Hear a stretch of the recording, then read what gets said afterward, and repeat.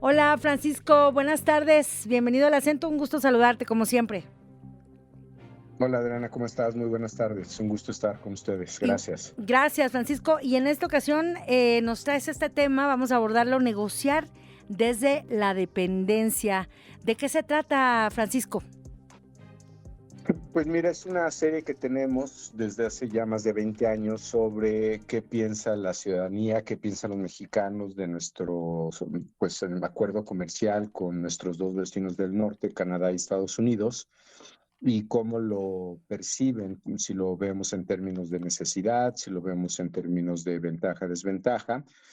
Y pues hago un recuento de cómo empezó esta historia y que probablemente, pues un poco mi argumento es que ya se nos olvidó cómo empezó esto. Y la verdad es que cuando se empezó a negociar en su momento lo que llamábamos el TLC, Tratado de Libre Comercio, ahora TEMEC, eh, pues había muchos miedos, había muchos temores. Hoy ya nos parece como normal, natural pensar que tenemos ventajas comparativas y que en ciertos temas nosotros podemos ser muy competitivos, como en la maquila de autos, televisiones o en la agroindustria o incluso en algunos servicios.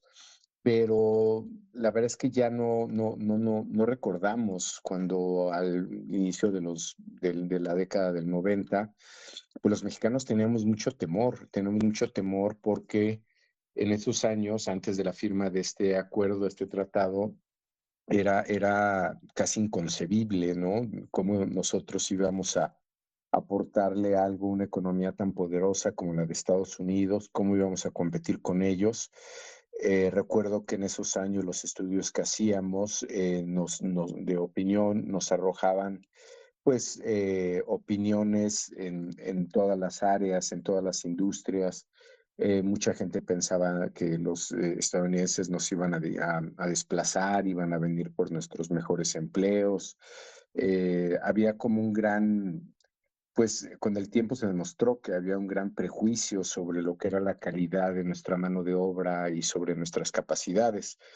Una vez que se firmó, el tiempo ha mostrado que somos en muchos sectores tanto más competitivos que ellos, pero te estoy hablando de que tuvieron que pasar más de 30 años, 32 años, ¿no? Para ser precisos, entre que se firmó en el 94 y este año, el 26, y darnos cuenta, pues, que si bien es cierto, necesitamos mucho de sus productos, ellos también necesitan de los nuestros, que sí tenemos muchas ventajas comparativas, pero pues dado esta, digamos, esta dependencia mutua que tenemos, también parece que se nos olvidó pues que esto no deja de ser una asociación entre dos economías muy desiguales, ¿no? No es fácil negociar con la economía más grande del mundo, con el país más poderoso del orbe, y que pues está reflejando en esos temores que teníamos al inicio de la década del 90, pues parece que nos venimos ahora a enterar de lo que significa negociar en desventaja, ¿no?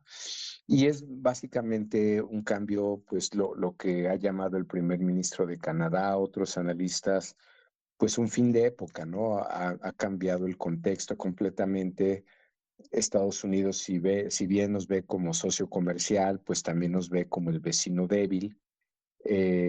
Todos los supuestos que teníamos basados en la globalización, pues se han venido abajo. Si bien hay beneficios mutuos, ahora ya no se ven estos acuerdos o estos tratados en un esquema de cooperación o de sus beneficios, sobre todo en esta administración del presidente Trump, pues ha cambiado mucho o ha intentado en su discurso cambiar esto y es empezar a ver las desventajas y lo que pierden en ese tratado con nosotros y lo que le estamos quitando a Estados Unidos. Ya no se ve esto como una economía regional, sino que ya se ve en una balanza de pérdidas y costos. En fin, cambió el contexto, ¿no? Y entonces, pues, a esto se refiere la columna, cómo negociar en una situación de dependencia o desventaja. Y en algunos gráficos que mostramos ahí en estas series, mostramos cómo pues, los mexicanos queremos seguir, queremos obviamente, estamos muy conscientes de las ventajas que nos da este acuerdo comercial, queremos que se renegocie, queremos seguir con nuestras tasas preferenciales, ¿no? Nuestras tasas comerciales preferenciales, y que los aranceles nos favorezcan, y si quiere Estados Unidos pues pelearse con el mundo y que les ponga aranceles, pues allá ellos, ¿no? Pero creo que lo que hace muchos años era un temor, hoy ya asumimos que es una necesidad y que estamos conscientes de que pues se está dando esta negociación y quisiéramos que continúe, aunque con algunos cambios, pero pues digamos, nuestra opinión pública, creo que a diferencia de lo que pasó en el inicio pues, de cuando se firmó este tratado, estamos completamente pues a favor de que se renegocie, de que sigamos y pues yo creo que bastante conciencia ahora de la dependencia que tenemos, pues sobre todo Estados Unidos, ¿no? Abundis, a mí me gustaría sobre todo destacar dos datos de las gráficas que se desprenden de esta columna que se llama negociar desde la dependencia. Una es la claridad que se tiene entre la población mexicana respecto al impacto que tendría la renegociación del Tratado de Libre Comercio. Menciona, por ejemplo, una de las gráficas, dice, en caso de que esta renegociación no se pudieran poner de acuerdo los países, a quién o a qué país perjudicaría más esta conclusión del TEMEC. Y en el caso de México es el porcentaje de quienes piensan que nos perjudicaría, pues es mayor que en la población de Estados Unidos y Canadá. Se mantiene un poco más del 50% en cuanto a la opinión. Pero también me llama la atención, Abundis, estas respuestas que dan a la pregunta de ¿usted cree que las autoridades mexicanas cuidarán los intereses del país en la renegociación del TEMEC o cuidarán los intereses extranjeros? Y allí es de destacarse que en marzo de 2026, de acuerdo con estas gráficas, la mitad de las personas encuestadas señalaron o respondieron que van a cuidar los intereses del país, las autoridades mexicanas, que de acuerdo con estas gráficas, Francisco, es el mayor porcentaje de estas mediciones, Francisco.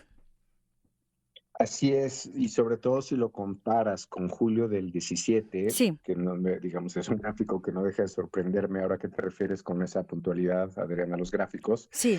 que ahí en julio del 17 casi la mitad, el 46%, pensaba que nuestros funcionarios iban a defender más los intereses extranjeros y solamente 24% el interés del país. Ujú. Hoy estamos prácticamente en el mundo inverso. 50% cree que nuestros negociadores van a defender nuestros intereses, así lo cree el 50%, y solo 32% cree que cuidarán los intereses extranjeros.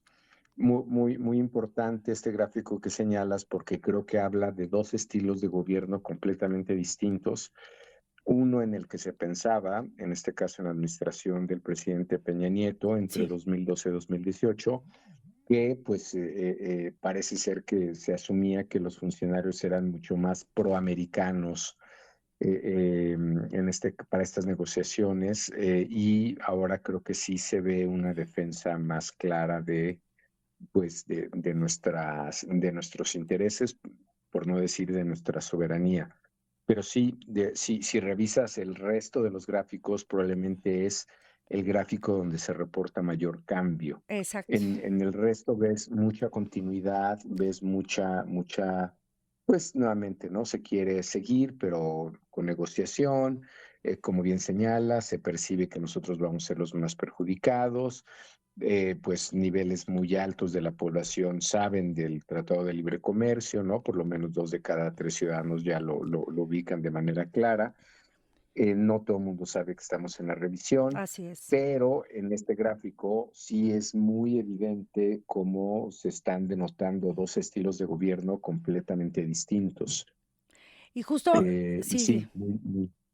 Muy relevante que lo destaques. Pero justo vuelvo a lo que estabas mencionando desde un principio, el ánimo y pues lo que se genera entre la población mexicana, las expectativas que se tienen de cara a la renegociación del TEMEC, al proceso de revisión que va a comenzar a partir del 1 de julio, porque bien señalabas, Francisco, antes pues se veía, había una especie, pues sí, de entusiasmo, de entrar a otra dinámica política, económica, comercial con nuestro vecino, con el vecino del norte, pues una potencia económica en muchos ámbitos, pero ahora bien lo señalas y lo destaco de la columna, que ahora está o se tiene esta percepción de cautela, de inquietud, precisamente por, y sobre todo a partir de estas políticas que está teniendo la administración de Donald Trump de mayor proteccionismo, de un país que, por ejemplo, en el ámbito político, a la hora de actuar, por ejemplo, utiliza